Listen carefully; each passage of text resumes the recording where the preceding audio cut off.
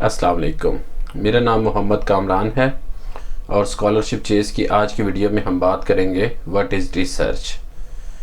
बहुत ज़्यादा कमेंट्स में ये सवाल आया था कि रिसर्च प्रपोज़ल बनाना है, इसके ऊपर वीडियोस बनाई जाएं। अनफॉर्चुनेटली बहुत ज़्यादा टाइम गुजर गया बीच में, मैं इन वीडियोस की सीरीज़ को नहीं बना सका। तो अब आहिस्ता आहिस्ता इंशाल्लाह रिसर्च प्रपोज़ल पे बात करेंगे। रिसर्च प्रपोज़ल पे बात करने से पहले ये ज़रूरी है कि रिसर्च को समझा जाए। What is research? अपने एक्सपीरियंस से बताऊंगा कि रिसर्च प्रपोज़ल जो है ये मेरे लिए एक बहुत बड़ा हवा हुआ करता था 2016-17 के अंदर। जितने भी स्कॉलरशिप जो हैं वो रिसर्च प्रपोज़ल डिमांड करते थे, मैं उन पे अप्लाई नहीं करता था। सिंपल जो स्टेटमेंट ऑफ पर्पज़ मांगते थे तो मैं सिर्फ उन स्कॉलरशिप पे अप्लाई करता था। रिसर्च प्रपोज़ल बनाना बहुत ही मुश्किल लगता था। उसकी वजह ये थी कि मैंने सुन रखा था कि रिसर्च जो है बेसिकली कुछ नया करना। तो मैं सोचता था कि दुनिया में इतना कुछ हुआ है, अब उसके अंदर से नया क्या किया जाए। कोई चीज़ नहीं मिलती थी, कुछ समझ नहीं आती थी। तो कॉमन टर्म्स में जो है हम रिसर्च को जो डिफ़ाइन करते हैं कि कुछ नया करना, ये बिल्कुल दुरुस्त है। रिसर्च में कुछ नया करना होता है, लेकिन आज मैं आपको एग्जांपल के ज़रिए से बताऊंगा जो फिर मेरी भी जिससे थोड़ी सी झिझक ख़त्म हुई, आप कह सकते हैं। एग्जांपल ये है कि व्हील जो है ये ईजाद हो चुका है। The wheel has been invented. Tyre जो है ये ईजाद हो चुका है। अब आपने रिसर्च के अंदर टायर को दोबारा इन्वेंट नहीं करना, बल्कि आप क्या कर सकते हैं, आप ऐसा कर सकते हैं कि आप उसका जो रबड़ है उसके मटेरियल को बेहतर कर सकते हैं, जिससे ड्यूरेबिलिटी जो है वो इम्प्रूव हो। या आप ऐसे टायर बना सकते हैं जिनको हवा की ज़रूरत ही ना हो और वो सही परफॉर्मेंस दें।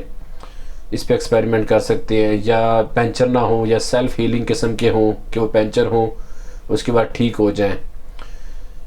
और इसके अंदर ब्रेक्स का मैकेनिज़्म है गाड़ियों का। पहले सिंपल ब्रेक हुआ करती थी, फिर ABS सिस्टम आया, बस उसमें ग्रेजुअली जो है वो इम्प्रूवमेंट आती जा रही है। तो ये बेसिकली स्टेप बाय स्टेप चीज़ों को इम्प्रूव करना, यही रिसर्च है। जिस तरह सैमसंग जो है या आईफोन है, वो हर अपने कुछ अरसे के बाद मॉडल के अंदर कुछ छोटे छोटे नए फीचर्स मुतारिफ़ करा देते हैं। कैमरे की क्वालिटी बेहतर कर ली, स्टोरेज कैपेसिटी बेहतर हो गई, स्टोरेज करने का मैकेनिज़्म, स्पीड बेहतर हो गई।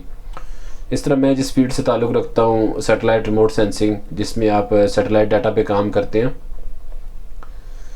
इसमें ये एग्जांपल हो सकती है कि आप सैटेलाइट डाटा को स्टोर करते हैं। कंप्रेशन टेक्नोलॉजी होती है, आप उसको बेहतर कर सकते हैं ताकि आपकी स्पेस जो है वो सेव हो सके और कम स्पेस के अंदर ज़्यादा डाटा आ सके। इस पे एक्सपेरिमेंट पूरा करना पड़ेगा, इसके लिए पूरा एल्गोरिथम डिज़ाइन करना पड़ेगा। इसके अलावा हम इस चीज़ पे एक्सपेरिमेंट कर सकते हैं कि पहले अगर किसी ने सैटेलाइट डाटा से फायर जो लगी है जंगल के अंदर उसको मॉनिटर किया है, अब उसको मज़ीद कैसे बेहतर तरीके से मॉनिटर किया जा सकता है। कि पहले एक बंदा आपको डेली रिपोर्ट दे रहा है, तो हम उसको ऐसा एल्गोरिथम कैसे डिज़ाइन करें कि उसकी रिपोर्ट हर घंटे बाद आने लग जाए। कौन सा सैटेलाइट डाटा यूज़ करें, कौन सी उसके अंदर जो है एल्गोरिथम्स बनाएं। तो यही बेसिकली जो है रिसर्च है। तो रिसर्च की मुझे समझ आई, मैंने फ्यूचर लर्न पे कोर्स किया था रिलेटेड टू रिसर्च। मुझे उसका नाम याद नहीं है, लेकिन उसके अंदर बहुत अच्छा कोट दिया हुआ था कि research is basically standing on the shoulders of giant. जहाँ तक पहले काम हो चुका है, आपने उस काम के ऊपर बिल्ड करना है। आपने छोटे से किसी एंगल को लेके इम्प्रूव करना है और वही आपकी नोवेल्टी है। आप इवन सेम काम को डिफरेंट ज्योग्राफी पे अप्लाई कर सकते हैं। एक काम अगर मिसाल के तौर पे ईरान में हुआ है, आप सेम काम जो है वो, अगर आपकी फील्ड ज्योग्राफिकल साइंस है, ईरान के अंदर जंगल मॉनिटर हो रहे हैं, तो आप सेम टेक्नोलॉजी से पाकिस्तान के जंगल मॉनिटर कर सकते हैं और यही आपकी नोवेल्टी होगी। ये भी बेसिकली रिसर्च है। तो ज्योग्राफी चेंज करने से भी रिसर्च प्रपोज़ल बन सकता है, रिसर्च आइडिया बन सकता है और रिसर्च कंडक्ट की जा सकती है। उम्मीद करता हूँ इस बेसिक एग्जांपल से जो रिसर्च का खौफ है कि कुछ नया बड़ा इजाद करना, ये हम सब से दूर होगा और आपको ये समझ आएगी कि बस कुछ थोड़ा सा जो है पहलू को चेंज करके इम्प्रूवमेंट लाना, चीज़ को आगे बढ़ाना, या इवन ज्योग्राफी चेंज करके सेम काम करना, ये सारा का सारा रिसर्च के अंडर आता है और इस कॉन्सेप्ट से आपको रिसर्च प्रपोजल बनाने में मदद मिलेगी। मेरी बातें सुनने का शुक्रिया। मैं हूँ मोहम्मद कामरान।